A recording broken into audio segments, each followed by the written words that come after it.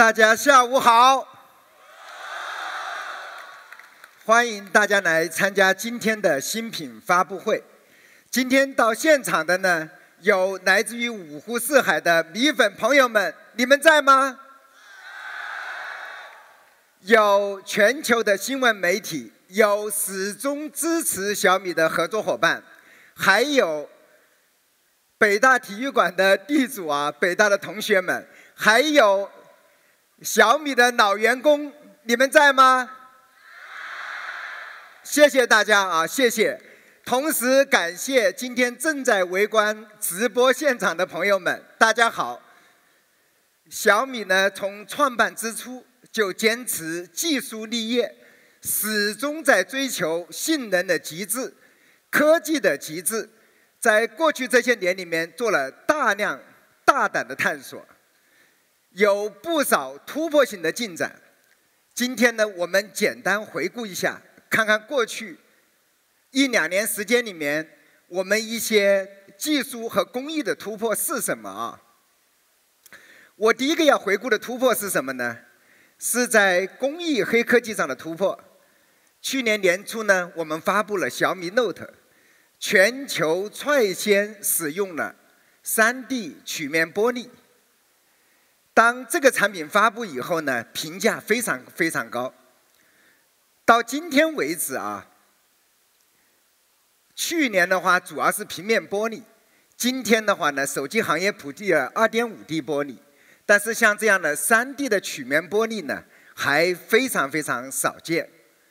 这个产品发布以后呢，受到了媒体普遍的好评，也受到了米粉很好的好评。尤其是一个非常重要的评价，美国知名的科技评论家莫博士啊，是这么评价小米 Note 的。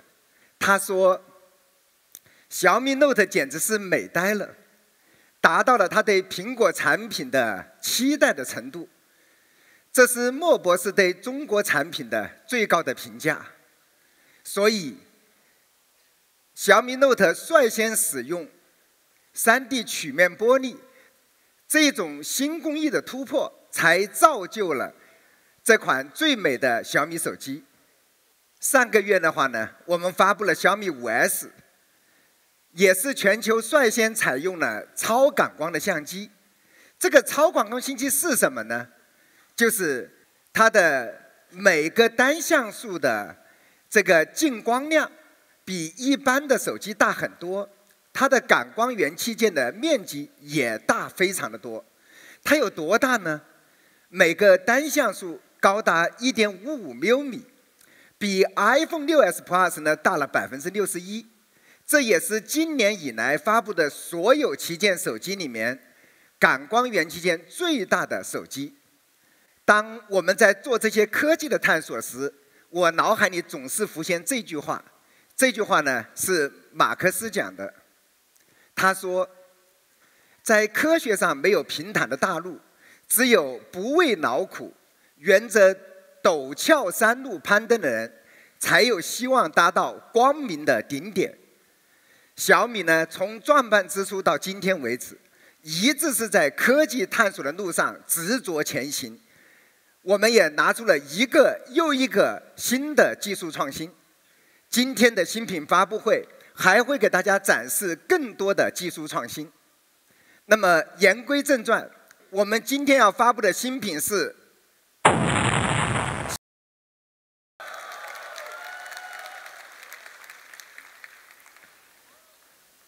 小米 Note 2的最重要的特点是什么呢？双曲面。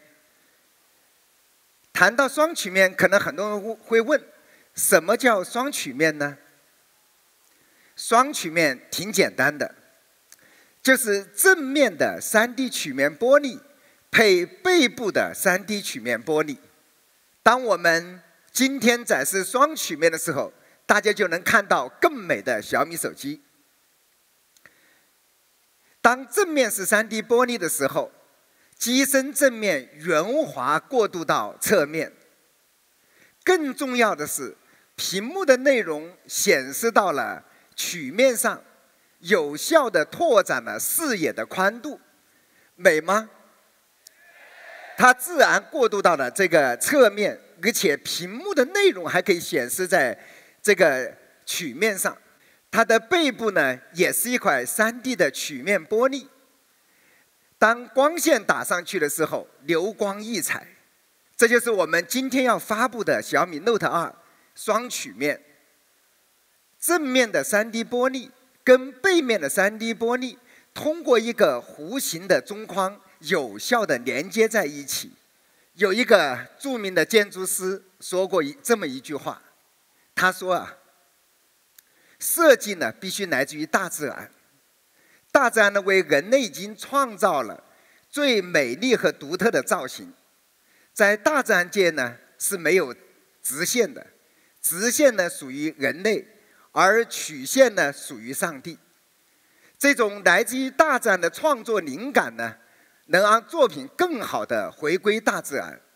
这就是我们在设计小米 Note 2的时候最重要的设计灵感。小米 Note 2的话，它有亮黑色，它的这个亮黑色呢是来自于黑色玻璃的光泽。当黑色玻璃在光照下流光溢彩的感觉的时候，这种亮黑非常非常的漂亮。我们除了有亮黑色以外呢，还精心制作了一种特别的颜色，叫冰川银。这个冰川银的颜色的话呢，在不同的光线下，它反射不同的颜色效果。当在强光下的时候，你感觉看到了天空；在暗光下的时候，你好像看到了大海。这就是我们设计师专门制作的冰川银的颜色。我们专门做了一个工艺和外观的视频，来展现小米 Note 的美。Flash of inspiration suddenly comes to my mind. This is amazing, amazing moment of the flying light and the shadow. The flight of feelings that inside and roll silently through my soul. Falling in love with you at first sight, 'cause I show you beauty, come a little to me. I will never forget the perfect feeling when I touch you. Oh, you are absolutely the question that I place in. You are the key to start my new world. 像这么艺术品般的双曲面，它是怎么做出来的呢？就像著名的冰山理论一样，冰山运动之雄伟壮观，是因为只有1/8露在水面。那么，整个双曲面的背后是什么呢？其实，背部的3D 玻璃制作起来很难。但到今天为止的话是相对容易的。做正面的3D 玻璃的的确确很难，难在什么地方呢？我呢简单的做了一个原理图，就是我们现在所使用的 LCD 的玻璃啊，它的基材是用的玻璃，但是最重要呢，它还有一个导光板。以今天的技术水平来说，它是没有办法做成曲面的。假如不能做成曲面，我们在3D 的曲面玻璃上直接贴合这种平面的屏，会有一个什么样的效果呢？大家可以想象一下，它的黑边非常非常的宽，贴上去以后，那个屏上还有边。所以你要想前面板做成3D 曲面，你必须要用OLED 的曲面屏，或者叫 OLED 的柔性屏。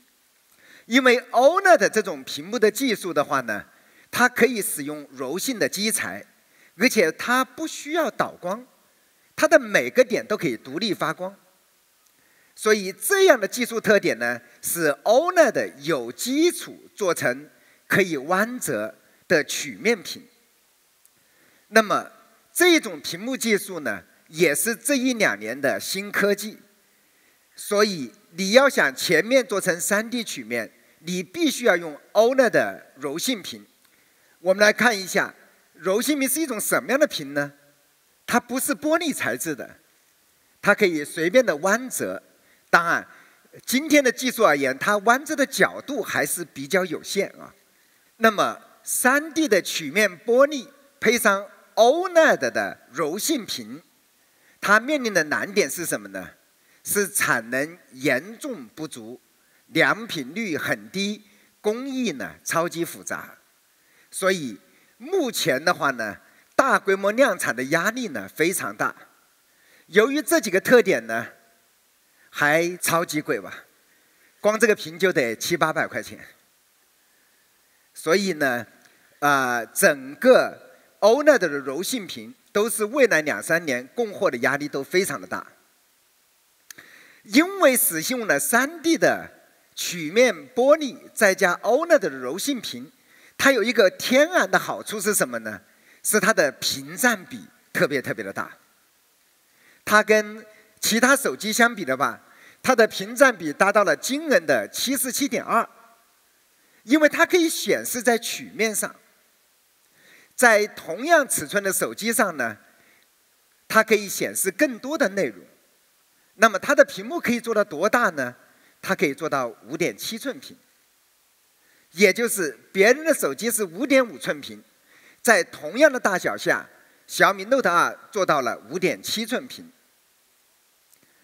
那么小米 Note 2呢，采用的是5.7寸屏的柔性屏，这个呢是 OLED 的技术，同时呢，它也拥有小米在屏幕上的非常多的创新和技术。我们一条一条来看一看。比如说，它的 NTSC 做到了110%，它的对比度做到了100000:1，它也有阳光屏，还有护眼模式。这些模式呢，都是小米在过去几年里面研发的一些技术特色。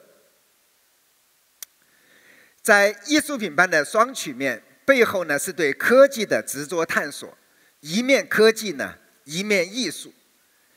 在想表达小米 Note 的这个科技与艺术的时候呢，我想到了我最喜欢的一位影星梁朝伟先生。我觉得呢，他既是偶像派，也更是实力派啊。今年我们拿着我们小米 Note 2的作品去邀请梁朝伟先生代言的时候，他看到我们这样的作品以后，他欣然的同意了，拍了帅帅的广告片。所以梁先生极有魅力。我最喜欢梁先生的电影是什么呢？是《一代宗师》。我为什么喜欢《一代宗师》呢？其实梁朝伟先生作为实力派的话，我觉得他的实力来源于他对演艺事业的热爱，来源于他无比的投入。为了演好《一代宗师》呢，他认真的练了3年咏春拳，我觉得这点非常了不起。而且这部电影有一句台词呢，一直激励着我。这句台词叫“念念不忘，必有回响”，就是做什么事情都要执着。下面的话呢，我们再看一遍梁朝伟先生为小米 Note 2拍的广告片。就像经典的冰山理论，一眼看到的美，只是全部创作的1%。美的一面，是因为另一面了不起的探索。艺术品般的曲面设计，背后是创新的柔性屏科技。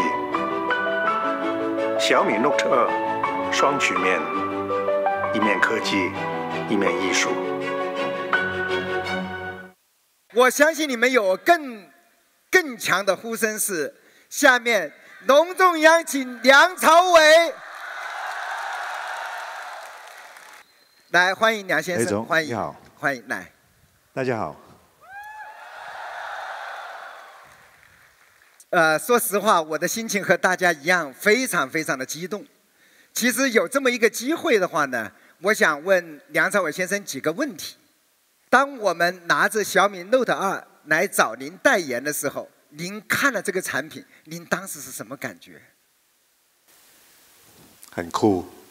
谢谢，谢谢。特别是那个双曲面的设计，我觉得很酷，然后很有创新。然后我因为我一直拍这个广告的时候，都有很多机会拿着这个手机，我觉得拿起来在手上那个感觉也很好，然后很漂亮。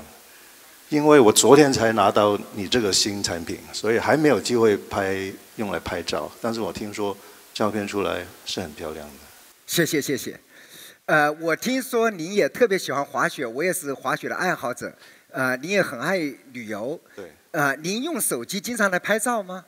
也会啊，尤其是我滑雪的时候，因为我比较怕带很多东西在身上，所以我就用手机拍。所以如果有那个防抖的功能就最好。其实我是非常喜欢今天这个主题，就是一面科技一面艺术。其实我觉得科技跟艺术同样都是一样。小米 Note 2这一次让我的感觉，除了艺术那一面以外，我也看到其实很多成功背后是需要很多付出跟努力。我觉得我看到它另外一面，就是对科技的不停的探索跟创新。OK， 谢谢。我就不问了啊，我代表大家问2个问题行吗？在这之前的话呢，我调查了一下，在我们小米的粉丝群里面，有很多人也是您的粉丝。我呢就在小米社区里面问大家，你们最想问什么问题？我收集了2个问题。第一个问题比较八卦啊，说网上有个关于您很出名的段子，就是去伦敦喂鸽子的事情。大家很好奇，你真的去了吗？你说呢？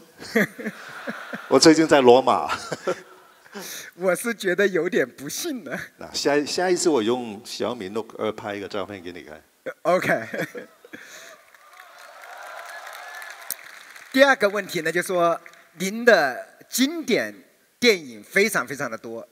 您觉得小米 Note 2的气质更像您哪一部电影啊？括号啊，这是真的米粉问的啊。我觉得应该有2部。OK。我觉得一面是《一代宗师》，一面是《花样年华》。哇，就是一面是科技，一面是艺术啊。这个我相信今天到场的很多人是冲着您来的，都想跟您合影。但是我估计呢，您很难满足大家的需求。要不呢，我代表大家跟梁先生一起合个影，好不好？你回头可以把我 P 掉嘛，对吧？我就是当个模特而已，好吗？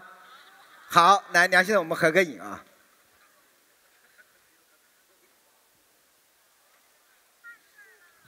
好，谢谢啊，谢谢，梁先生，您的魅力真的是不得了，这个很多人都是您的影迷，谢谢啊，谢谢。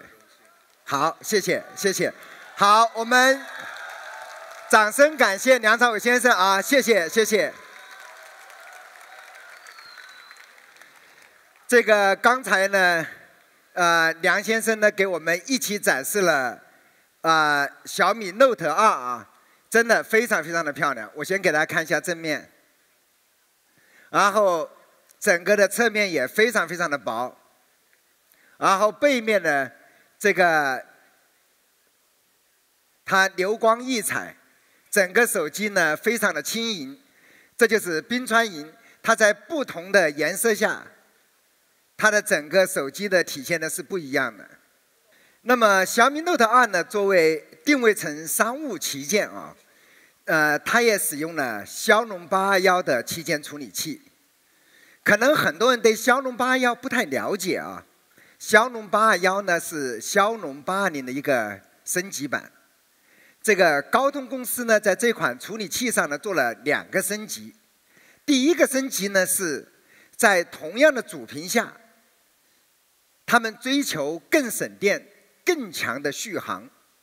这样的话呢，对于5寸屏左右的小屏手机来说，其实这个功能很重要，因为小屏手机的电量相对会少一些，这个时候续航的压力特别大。所以呢，小米5S 作为5.15寸的小屏旗舰啊，它选了这个续航版。像 Google 的 Pixel 手机呢，也选了续航版。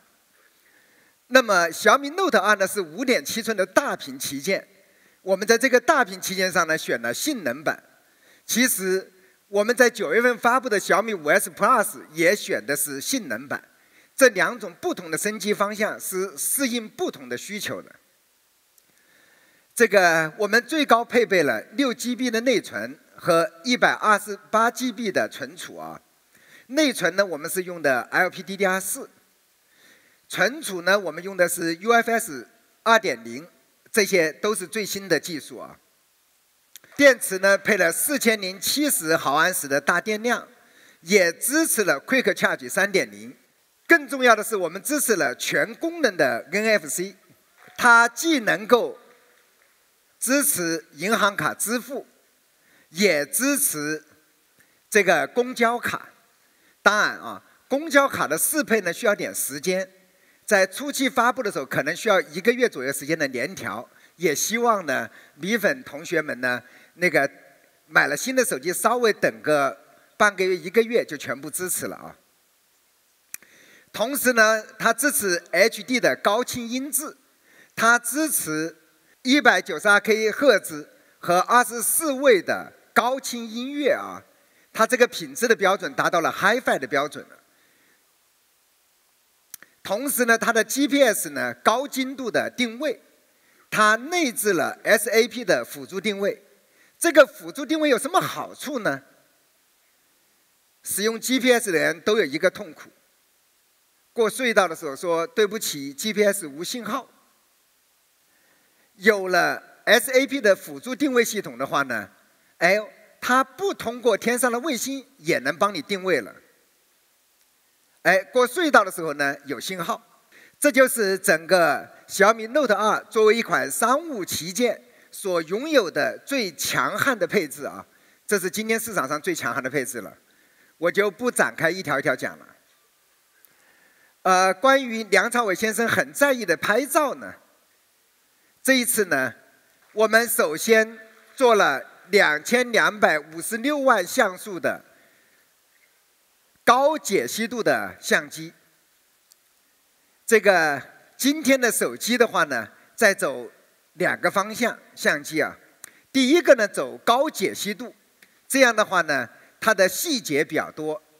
另外一个呢，像小米5S啊，它走了色彩、精度、暗光拍照，走了画质这条路线，它是2条路线啊。我们在小米5S呢，用的是高感光的相机，在小米 Note 2上呢，采用了高精度的相机。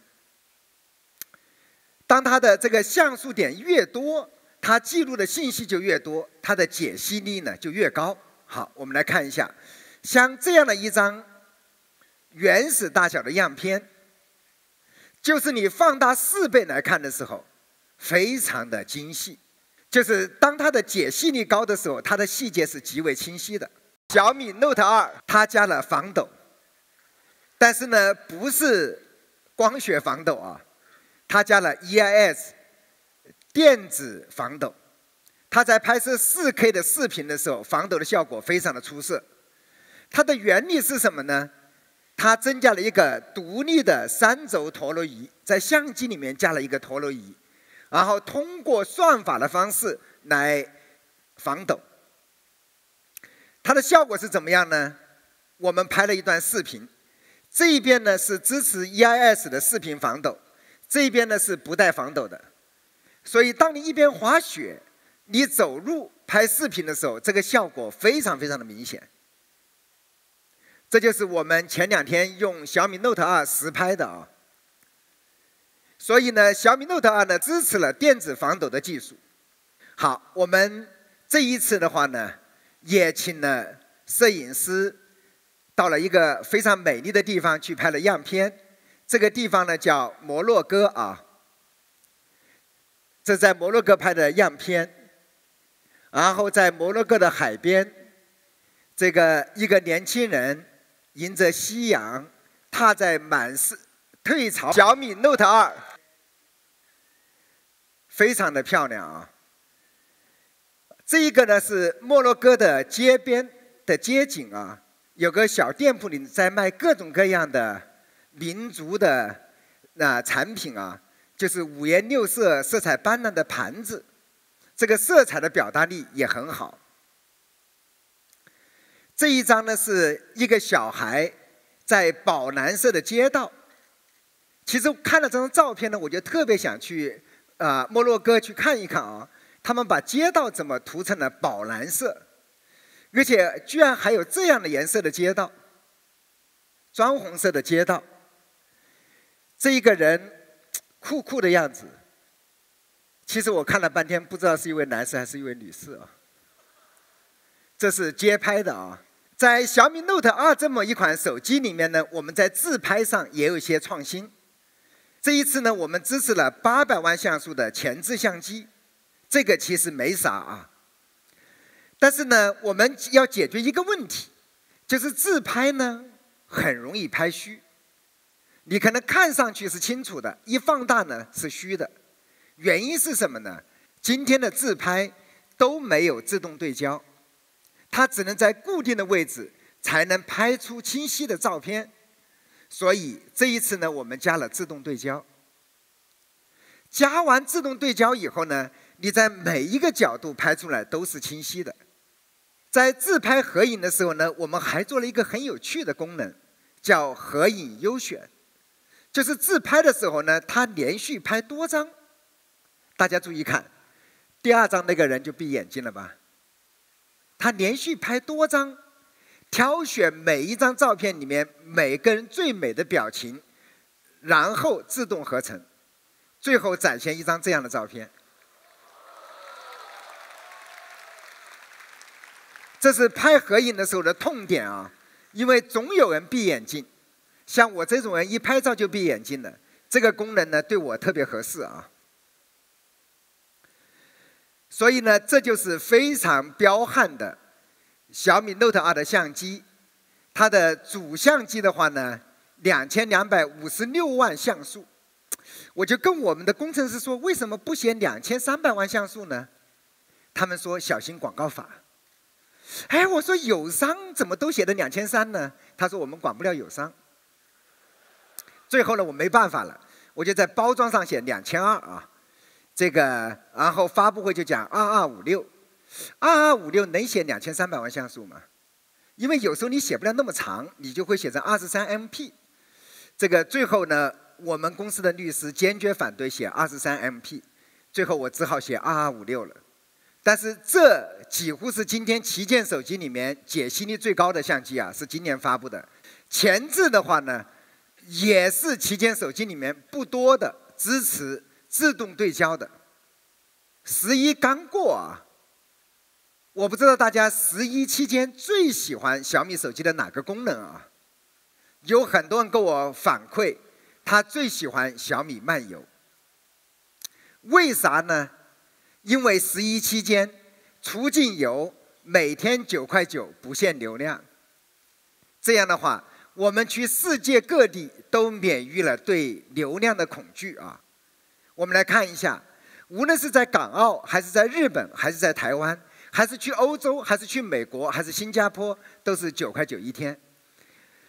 所以的话，你不需要在机场里面去租一个 WiFi， 你也不要去目的国去买个 SIM 卡，就直接搞定了。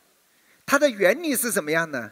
原理是直接从空中给你发一个虚拟的 SIM 卡，你的双卡双待的手机的另外一张卡就变成了当地的卡，就可以用当地的资费来上网。有这个功能，出境游和出国的商务都方便了很多。在11期间呢，我也看到了一些吐槽，说这个问题解决了，出境上网呢，手机用不了4G。说我明明买的4G 手机，为什么到国外用不了4G？ 这一点可能很多人不了解。全球有非常多的4G频段，这个国内卖的手机呢，是完整的支持了国内所有的4G 频段，但不表示支持了出境你的目的地的4G 频段。所以呢，这一点呢，也是很多人的抱怨，说谁能不能出一个全球频段的啊？今天呢，我们很高兴跟大家分享呢，我们做了全球频段。这个我们做了6模37屏啊，可能这个统计口径不一样，我们采用的是多数手机公司啊，苹果啊、三星啊用的统计方法，叫6模37屏的全球频段。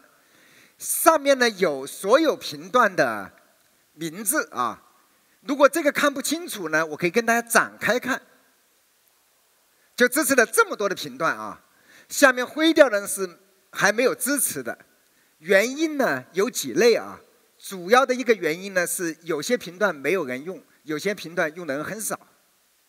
与中国销售的旗舰手机对比的话呢，小米 Note 2的全球频段已经是全球最好水平。好，我们来看一下，这个华为 P9 Plus 呢最高支持了32个频段 ，Galaxy 的 S7 呢支持了30个频段。iPhone 7 Plus 支持了37，小米 Note 2支持了37屏。在这款手机里面呢，我们也支持了600兆的 bps 的高速4G 加。这里面呢也有一个技术的新的技术，叫3层 CA。这个3层 CA 是什么意思呢？是3频段的 CA， 就是它可以在3个频段上做 CA 的通讯，它的速率呢最高可达600兆 bps。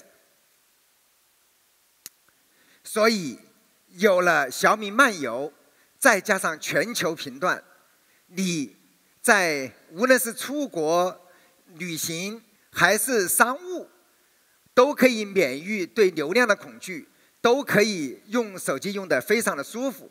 这就是我们今天介绍的小米 Note 2的通讯功能。价钱多少钱呢？像这么好的一部手机啊，我们再密密麻麻回顾一下。首先，它是今天最彪悍的旗舰手机，大家这点不容置疑啊，它是最彪悍的配置。它的标准配置呢是4GB 的内存，64GB 的存储，还有6+128的配置。那么今天的小米 Note 2，我们小米坚持做感动人心、价格厚道的产品，但是这款产品的成本和做工是非常精致的。当然，价钱我们也尽可能厚道了。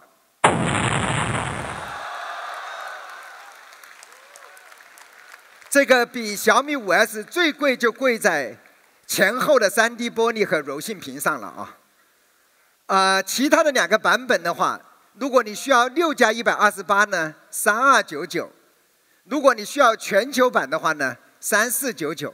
因为全球版这些频段的支持呢，又增加了100-200块钱的成本啊。所以呢，这就是我们今天介绍了小米 Note 2的价钱。这个还有很多人喜欢这个冰川银的版本啊，这个版本可能要稍微等一段时间，等2-3周才能上市啊。第一波上的是亮黑版。我们去年年底呢成立了小米探索实验室，选择了其中的一个方向呢叫小米 VR。他们先做了一个简易版的 VR 眼镜，叫玩具版，让大家体验一下，49块。没想到一发布以后呢，非常受米粉欢迎，2个月不到的时间就卖了40多万台啊。今天呢，我们要发布的是小米 VR 眼镜的正式版。那么正式版是什么样子的呢？我们来看一下。我们这个 VR 眼镜呢，跟玩具版比啊，增加了硬件机的运动传感器，它的灵敏度呢增加了16倍啊。第二个的话呢，我们用了一系列的科技，最重要的目标是达到了16毫秒的超低延迟，这是在使用手机的 VR 眼镜里面算是最高的水平吧。它的延迟越低，人使用 VR 眼镜的眩晕感就越小。所以呢，这个指标呢是小米 VR 眼镜里面最重要的。使用 VR 眼镜的痛苦呢是不好操纵，所以呢，我们专门设计了一个9轴的体感的手柄。这个体感的手柄呢，还支持触摸。所以我们除了做这个眼镜以外呢，还配了一个9轴的体感手柄。这就是整个 VR 的界面啊。我们已经支持了非常多的内容，就包括超过500G 的全景视频，30个 VR 的应用，已经有200个开发者在小米 VR 上开始研发各种各样的应用啊。像这么漂亮的一个 VR 眼镜，多少钱呢？价格呢，一如既往非常厚道啊，199块人民币啊。好，这就是我们要发布的 VR 眼镜。我拿实物大家来看一下啊。它支持的机型呢，就是包括小米5、小米5S、5S Plus、小米 Note 2，支持小米这4款手机啊。这个设计也非常的精致啊，制作非常的精致，然后尤其是增加了一个遥控的手柄，这也是今天市场上在这个价位里面制作最精良、性能最好的 VR 眼镜。我觉得 VR 的技术呢正在一步一步成熟，喜欢的米粉朋友们呢也可以买一台呢回去玩一玩，体验一下。可能有更多的人没有体验过，所以呢我就请我们的市场部呢制作了一段 VR 的视频，让大家通过平面的视频来体验一下 VR 的感觉啊。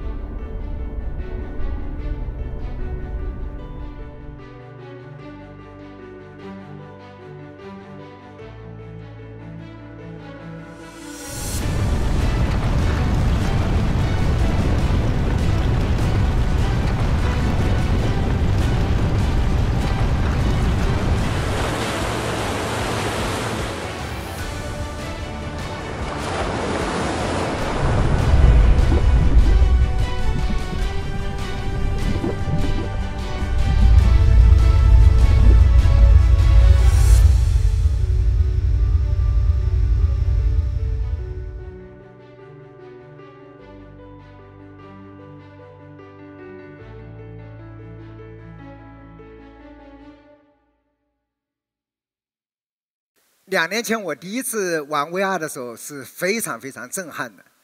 当然，我觉得 VR 的话呢，还需要3到5年才能真正的技术成熟然后普及。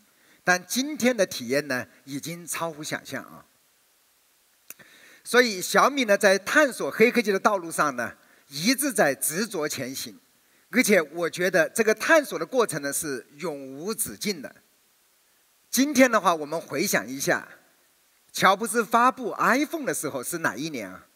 是2007年1月9号，就差不多10年前。他重新定义的智能手机以后，这10年我们每个人用的手机其实都是长得这样的。这就是一个时代的选择啊。那么站在今天这个节点上，想象一下未来10年会是什么样？未来的手机会是怎么样呢？有人跟我说，10年后未来也许没有手机了。我跟他说不可能，我相信未来10年，手机依然是每个人最重要的设备。那未来的手机随着技术的进步，它会怎么突破呢？可能浮现大家脑海里的，往往就是在科幻电影里看到的那样，是不是这样子的？未来的手机就是一块透明的玻璃，它全部是屏幕，然后可以显示无限的内容，是这样的吗？但是以今天的技术，我们肯定做不到。但是未来屏占比会越来越高，屏幕会越来越大，这肯定是发展的趋势。小米呢也一直在探索未来手机的发展的方向。在几年前呢，我们就开始设计制作小米概念手机。今天的话呢，取得了一些阶段的成果，拿出来跟我们米粉朋友一起分享。那么我们今天要发布的小米概念手机，它长得什么样子呢？我们来看一看。它是一块黑黑的玻璃，大家试着点亮屏幕。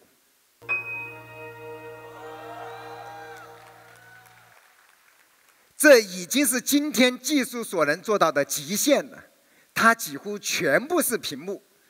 假如我们横过来看，可能会更震撼啊，就会是这样的屏占比。所以小米的概念手机，我们在选择的第一个突破点是什么技术呢？叫全面屏，就是前面板全是屏幕。这就是我们探索的方向。我们在第一个阶段做到了惊人的91.3%的屏占比，这已经是这个星球上的最高纪录了。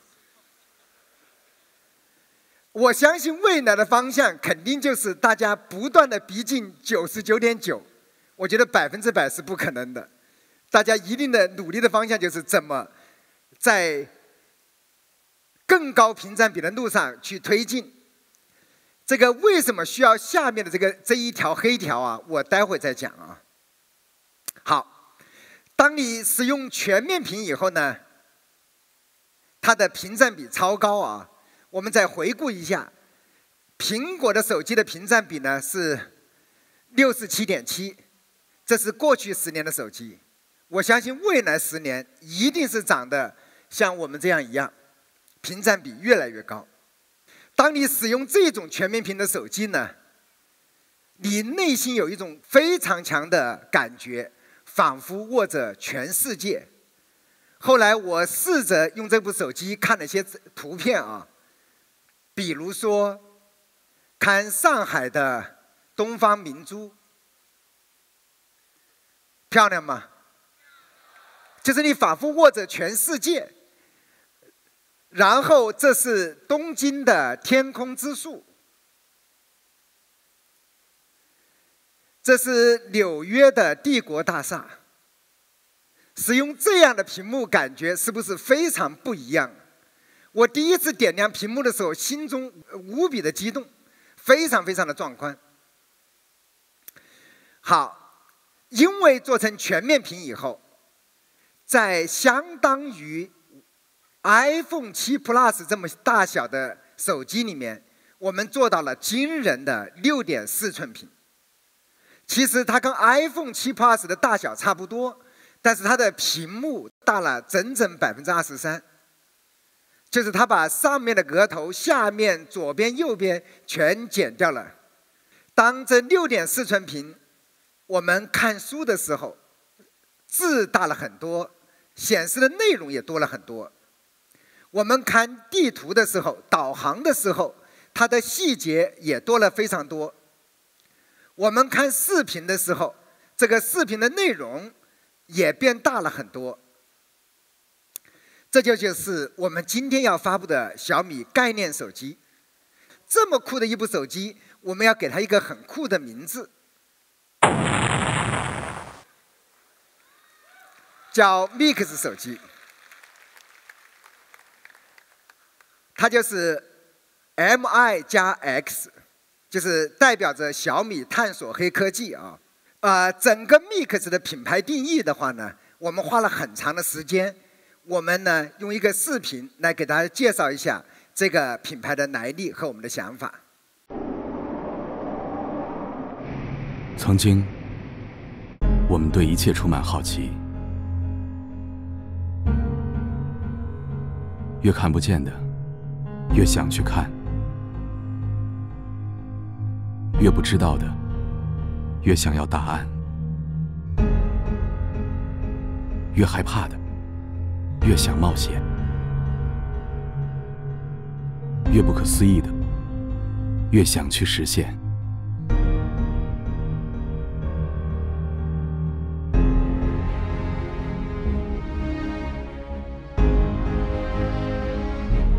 用这样的好奇，我们不断打开身边的世界。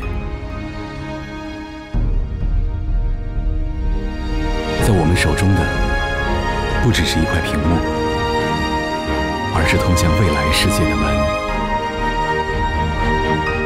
小米 Mix 全面屏概念手机。所以呢，小米呢在创办的这5-6年的时间里面，一直在黑科技的探索的路上。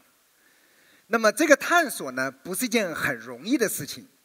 可能刚才大家看我们这部手机觉得挺简单的，但是跟今天的手机比一下，它是不是非常非常的不一样？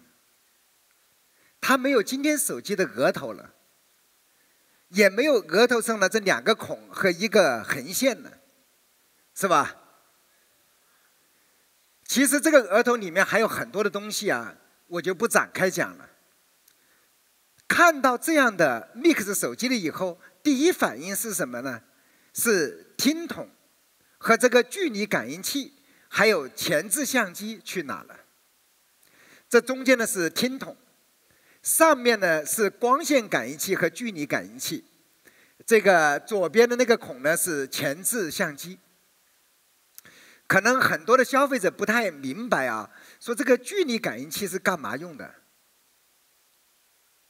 这个距离感应器对智能手机很重要，就是你在接电话的时候，系统要判断你在接电话，然后把屏幕关掉，这样避免误触，避免误触。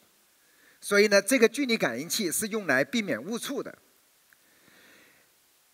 这3个功能都很重要，包括后面还有天线呢，很多东西在前额头上。当我们上面全是屏幕的时候啊，注意这个屏幕后面呢还有一块金属板，这样信号天线是从这里出不来的，所以整个的制作难度很高。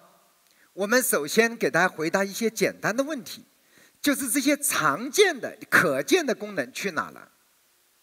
第一个，听筒消失了。那么没有听筒呢，怎么接电话呢？我们在3年前就开始探索无听筒的传声技术，就是没有听筒以后，怎么能够把声音传导？我们花了3年时间呢，最后呢，采用了这种先进的技术，叫悬臂式的压电陶瓷导声。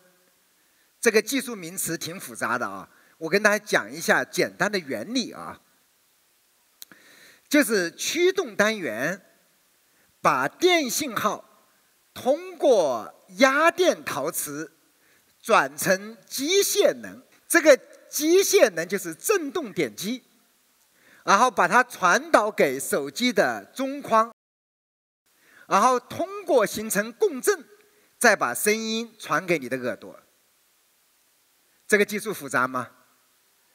假如这个技术成熟以后，再加上把成本降下来，我们前面额头上很难看的听筒孔就可以消失了。所以呢，这个探索呢，对整个手机行业来说都是非常有价值的，也是在今天市场里面率先使用了无听筒的传声技术的手机。第二个，这个功能很小，但是很重要，叫距离感应器。这个没有距离感应器以后呢，最痛苦的是手机没办法识别你是不是在接电话，它就是靠距离感应器来识别的。原来的距离感应器呢是用的红外，有个黑孔，我们现在改成超声波，在边框上发射超声波来识别。那么这个超声波的原理呢，就是它发射超声波，然后进行距离探测。这个原理呢很简单，听上去也很容易做，但是做到距离的精准测试、精准的控制，不是件很容易的事情。我们也前后做了2年多时间。所以呢，小米 Mix 呢也是率先内置了超声波发射器的手机，还有前置相机。说实话，我们刚刚设计的时候打算把前置相机不要了，觉得也没那么多人喜欢自拍，但是我们在讨论的时候觉得不能去。为什么不能去呢？因为现在的视频电话越来越普及，所以这个功能非常的重要。最后呢，我们给这个前置相机找了个好地方，把它放到了右下角。为什么要放到右下角呢？我在右下角下面啊，第一个有这个屏幕的 PCB 板，第二个的话有天线，还有喇叭，是吧？这个没办法啊，这几个东西都挺大的，塞在下面了。后来呢，我就在想，索性下面这个边我去不掉，能不能把相机也做在里面？要把相机做在里面呢，我们原来的相机是放不进去了。后来我们专门设计了一个定制的前置相机，它的体积比原来的相机呢小了一半，大家看看它小了一半。这样呢就塞在了右下角。拿着这样的相机自拍的时候，是不是很酷啊？我第一反应是不习惯，后来我找了一些同学试了试，大家觉得还行啊，但是更多的同学觉得不习惯。当然没关系，我们可以旋转过来自拍就行了，是吧？这样没有关系嘛。其实你也不用分这个手机哪个是上部哪个是下部，你要不习惯上面，你就把它倒过来用就可以了，好不好？所以我们支持了旋转的拍照。好，屏幕圆角，屏幕圆角是个难度吗？是个难题吗？屏幕圆角真的是个难题。你们看看啊，我们的工业造型在这边。工业造型呢是圆角矩形，今天所有的手机都是圆角矩形啊。当它的边框是矩形的时候，如果屏幕呢用长方形的屏幕，会有一个什么问题呢？你们看看那个角上，它要留一定的边距，否则它的边框没有强度，很容易摔坏。它要保持最低的这个宽度的时候呢，到这边的时候就黑边就非常的宽，屏占比很差。为这个问题呢，我们很痛苦。最后呢，我们跟平厂的工程师一起商量，花了很多的时间，我们干了一件事，把边切掉了，把上面的角切了，直接做成了圆角的屏幕。这个屏酷吗？这样的话呢，我们的整个边框就变窄了，而且整个屏幕的屏占比得以进一步的提高。其实切这个圆边不是很容易，圆角啊，也花了很大的心思。当然，可能很多人说，哎，我这样我的屏幕是不是显示内容就少了那么几个点啊？其实，在我们手机的软件，我们都把屏幕已经做成默认的圆角了。本来那个角上就没有什么显示的，大家看看你的屏幕，其实左上角和右上角都做成圆形的了，是用软件模拟的，因为这样视觉上会更美。我们把你那个不用的几个点就切除了，这样的话呢，使屏幕更好的跟边框能够融为一个整体，屏占比就更大了。所以不要小看这91.3。我们是下了很多的功夫，才一点一点把它做到这个水平的。好，虚拟按键，为了进一步的提高屏占比呢，我们采用了虚拟按键，因为这样的话又可以省一点点面积啊。虚拟按键呢，有很多优势，也有很多缺点。其中有一个缺点呢，就是它会占屏幕的内容。如果在屏幕里面放虚拟按键，整个屏幕的屏占比呢就变成了，明明16:9的屏幕变成了15:9。这一次的话呢，我们又做了点定制，我们在下面加了一条，作为屏幕按键，整个屏幕呢还是16:9。这样的话，你的整个视野会不会更开阔？而且呢，我们还支持了悬浮球。这个悬浮球的操作呢，也可以支持自动隐藏。所以为了做全面屏呢，我们做了一系列的技术创新，刚才讲到的5个点，只是这技术创新的一部分，还有很多的难点。在这个发布会上呢，我就不一一展开讲了。展开讲呢，很容易变成好像在讲课。我相信大家也没兴趣啊。但是我想跟大家讲，这个全面屏远不是把全面板全部做成屏这么简单。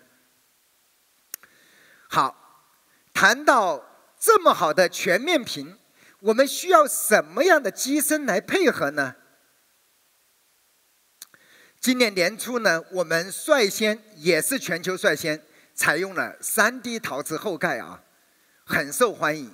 到今天为止啊，小米5S 发布的时候，很多人说我不要金属板，我要陶瓷板，弄得我压力很大啊。这一次呢，在做 Mix 的时候呢，我们干了一件更夸张的事情，采用了全陶瓷机身。好，我们来一起看一下啊。它用了 2.5D 的陶瓷后盖，用了陶瓷边框，是一整个边框，还用了陶瓷的按键，所以它除了前面板以外，全部是陶瓷的。你们知道这个有多夸张吗？陶瓷的材质非常非常好，这个精密陶瓷的话呢，亮丽轻盈，坚固耐磨。它的耐磨度是不锈钢的4倍以上，而且它的表层像珍珠一样闪烁，这个它不容易刮伤，也不容易失去光泽。这种陶瓷呢，既是一个很古老的工艺啊，也是一个很现代的工艺。但是要做到今天的精度，它的成本是极为恐怖的。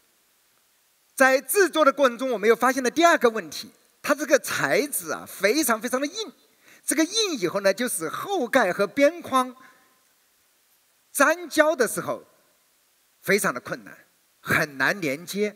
我们试了很多种方式，最后呢，我们一个工程师提了一个想法，他说，能不能用我们传统建筑中用的这种工艺啊，榫卯，就是不需要螺钉，不需要胶，直接给它榫卯在一起呢？后来我们试了一下，这样完成了陶瓷后盖跟陶瓷中光的衔接。当这种91.3的高屏占比，6.4寸的大屏，再加上全陶瓷机身，拿着的时候真的像科幻产品一样。看到这么一块黑色的玻璃的时候，几乎没有任何装饰啊，它仿佛是来自于未来的设计。像这样极简的一个作品呢，是谁设计的呢？菲利普斯达克，这是一个全球知名的设计大师设计的。但是我第一次看到这个名字的时候呢，是看到了这个作品，就是乔布斯的私人游艇呢，是请他设计的。然后呢，法国总统的官邸，当年的前总统密特朗啊，请他设计了爱丽舍宫的室内设计。所以呢，大家仔细想一想，无论是乔布斯还是法国总统，都邀请他来做设计，这说明他在整个设计领域里面的影响力和位置。那么他在设计的时候呢，提出了非常多的设计主张。这个菲利普斯达克的话，18岁开始就非常有名啊，18岁就开始出名，这个活跃设计界40-50年时间啊，他影响了整个设计界。这个我听我们的co-founder啊，黎万强阿黎说，他当年学设计的时候，里面讲的案例都是菲利普斯达克的设计啊。菲利普斯达克的话呢，他有几个很重要的设计理念，比如说他提倡民主设计。什么叫民主设计呢？他说，我沉迷于改进设计品质，降低零售价，这样的话使每个人都可以很轻松地获得我的作品。他说，我每次这样做的时候，产品都卖得非常好，于是乎呢，同行不得不跟进。这样的话呢，整个市场上又好又便宜的作品就越来越多。这一点其实跟小米的想法不谋而同。小米呢，在过去这几年里面，一直坚持做感动人心、价格厚道的产品。我们希望科技不是奢侈品，科技能够走入千家万户，每个人都有机会享受科技的乐趣。其实就是民主设计。这也是我们为什么跟菲利普斯大哥就 Mix 的设计一拍即合的主要原因，就是民主设计。那么，在民主设计里面呢，它的代表作是什么样的一个作品呢？好，大家仔细看，见过路易斯幽灵椅吗？非常非常的漂亮。其实材质非常简单，就是亚克力的塑料做的一把椅子。这样的顶级的设计师用亚克力塑料就能做出这样的作品，所以材质不是第一位的，设计师的用心才是最重要的。第二个的话呢，他也是极简设计的倡导者，就是去掉多余的元素，去掉多余的颜色、多余的图案，用最少的、最简洁的设计做最好的产品。这样的话呢，这种设计思想就有点像哲学思想，就是少就是多。这种设计呢，造就了最简洁和优雅的线条。好，关于 Mix 的设计呢，我们也请他拍了一个视频，他来介绍一下他是如何设计 Mix 手机的。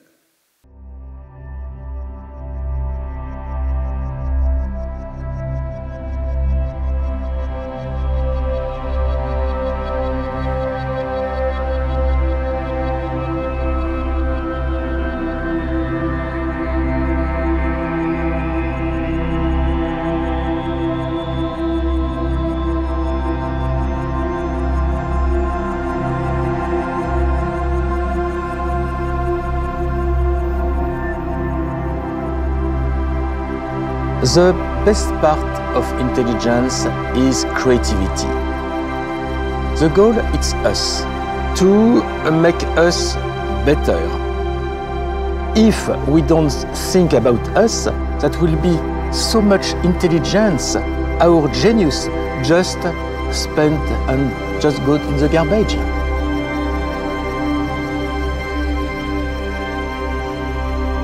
Finally, we can even resume to sing.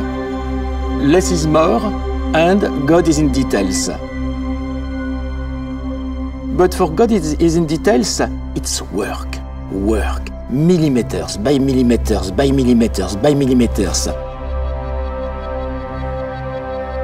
That's why we work so much to make a whole surface screen, because it's the image which is so important. We don't want pollution, we want just the image. It's the content which is important. I want to see the person I love, nothing else. And we need all the nano space everywhere. That's why it's so magic.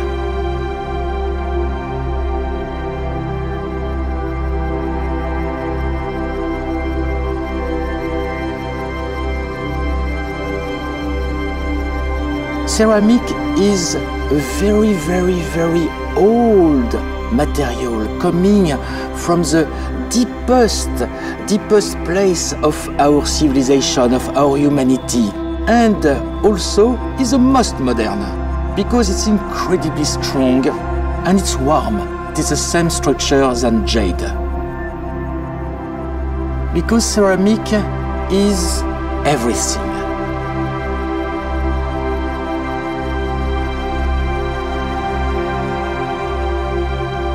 We born 4 billion years ago, and our intelligence have produced tools, from the most humble tools, a knife, a stone, to the incredibly sophisticated object like today's Mix.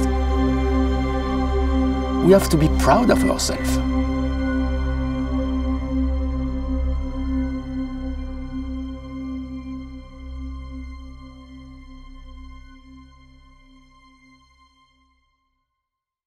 菲利普斯大可呢设计了这么优雅的作品，今天呢，他也到了发布会现场。下面呢，我们掌声有请世界设计大师菲利普·斯塔克。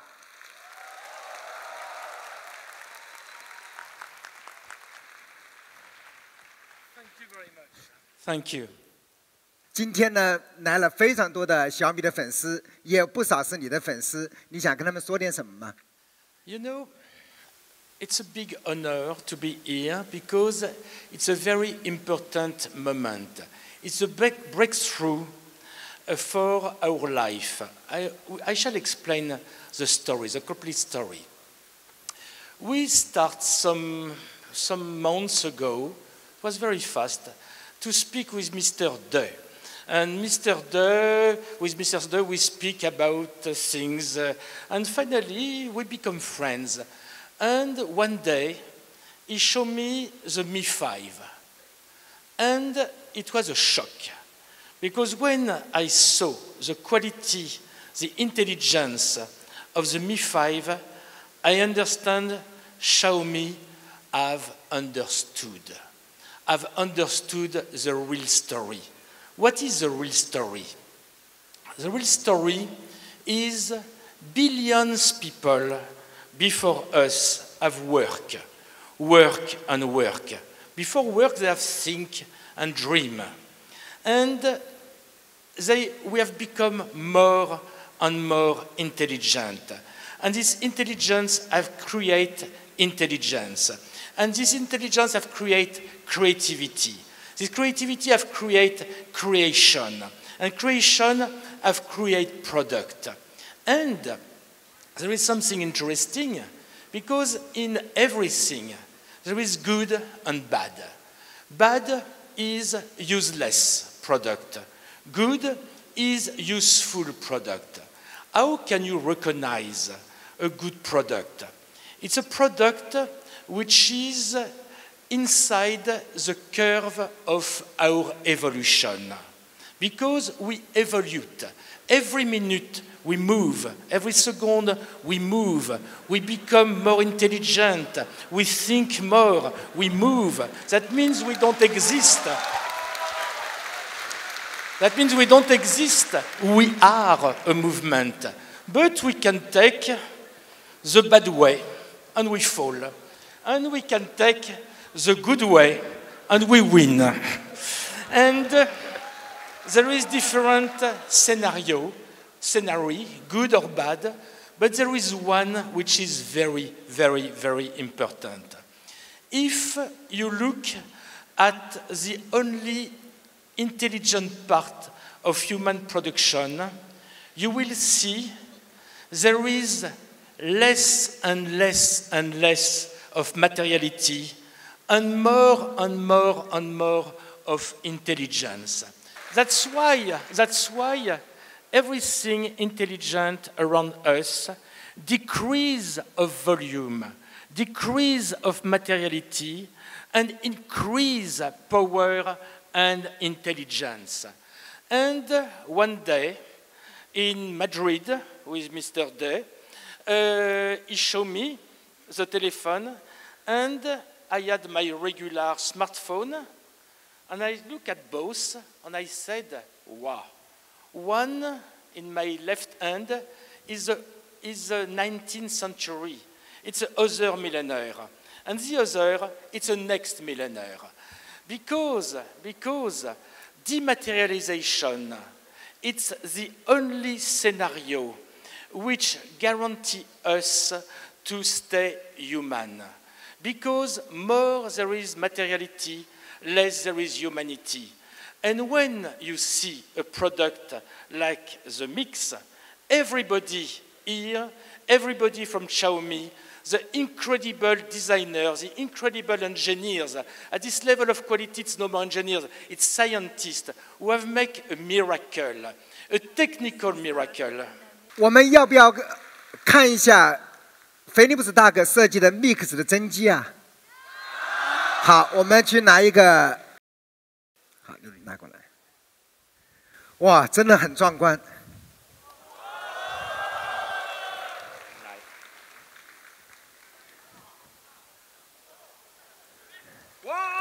哦，这是不是大家见过的屏占比最高的手机啊？菲利普斯达克本人也非常喜欢陶瓷的材质，所以呢，在1年多前呢，推动了我们做全陶瓷的机身。菲利普斯达克 ，Thank you very much，Thank you very much。这就是我们今天发布的 Mix 的小米概念手机。这个概念手机呢，有6.4寸的全面屏，也有全陶瓷机身。同时，作为一款旗舰手机的话，它同样拥有极为彪悍的配置啊！它也用了骁龙81的性能版，支持4GB 加128GB 的大容量存储，1600万像素的自动PDAF 的相机，这个 HD 的高清音质、高精度的定位，4400毫安时的大电池，快充3.0啊！我们除这以外呢，还有一个尊享版啊。它怎么尊享呢？第一件事情，终于完成了一种新材质的尝试啊，18K 金啊！因为现在呢有很多金色的手机啊，那不是真的金啊，我们就萌化了一个想象，说我们试一下真金会是怎么样。所以呢，跟斯塔克先生商量以后呢，我们出了个尊享版。试了一下18K 镀金，看来呢比金色的在铝壳上做金色要吸引人很多啊！而且我们还专门设计了真皮的保护壳，是欧洲进口 ICO 的头层牛皮啊！这个皮质非常好，一块牛皮的皮质只能做不到50个保护套，而且这个保护壳呢，我们也是委托iPhone 的保护壳的代工厂来制作的，制作非常的精致啊，这个皮质的感觉也极为的出色。然后定价的话呢，299。这个包装呢也是非常精致的包装啊，是这种打开式的非常精致的包装，在每一个包装盒里都附赠了299的真皮保护套啊。我呢录了一段视频。请我们整个产品研发过程背后的工程师来讲一讲做小米概念手机的故事。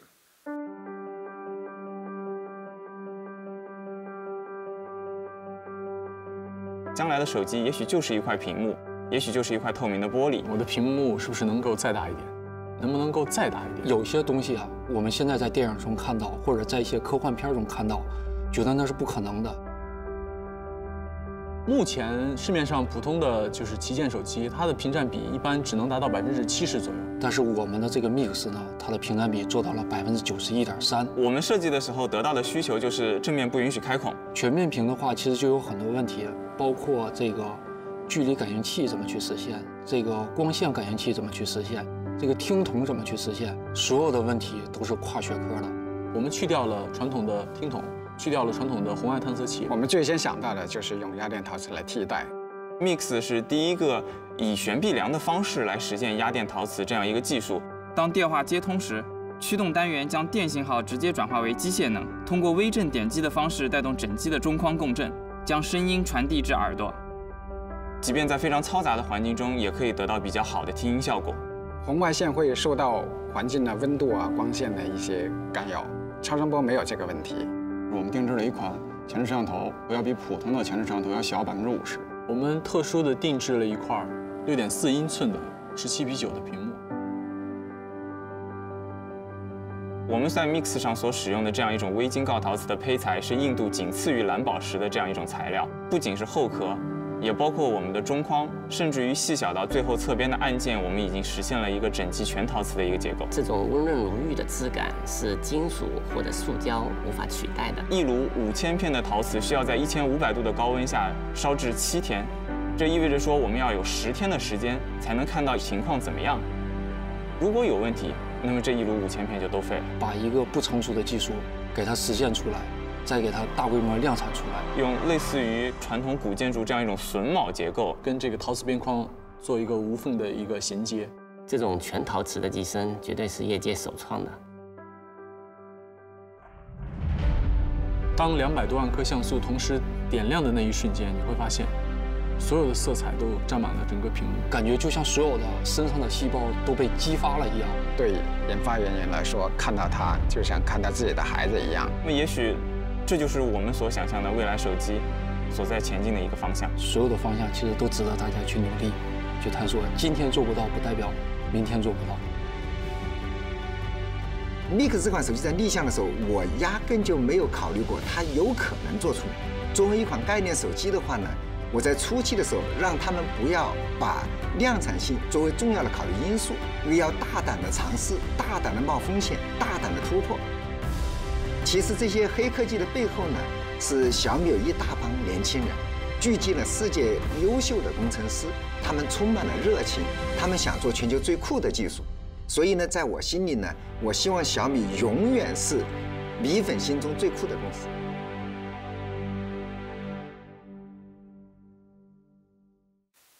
在今天发布的这几款产品背后呢，真的有一群非常非常优秀的工程师，是他们默默的工作，今天才使我在台上能够如此自豪地介绍我们的产品。每次跟他们交流的时候，我都觉得他们是这个世界上最可爱的人。小米呢，在创办之初就汇聚了一群这样的年轻人，他们有激情，他们不怕辛苦，他们一直在挑战技术的极限。过去5年呢，小米对性能的极致的追求，对性价比的极致的追求，影响和改变了整个手机行业。我相信未来，小米会用对科技的追求，对工艺的追求，再次影响和改变整个行业。在这里的话呢，我要代表小米全体员工，感谢为小米所有作品默默工程的所有的工程师，谢谢大家。这就是我们今天发布的小米 Mix， 也是超长的配置表。但是大家只需要记住，全面屏、全陶瓷机身，还有18K 金。这一款手机最贵的不是旗舰配置，其实是这个全陶瓷机身，全部加起来1000多块人民币啊！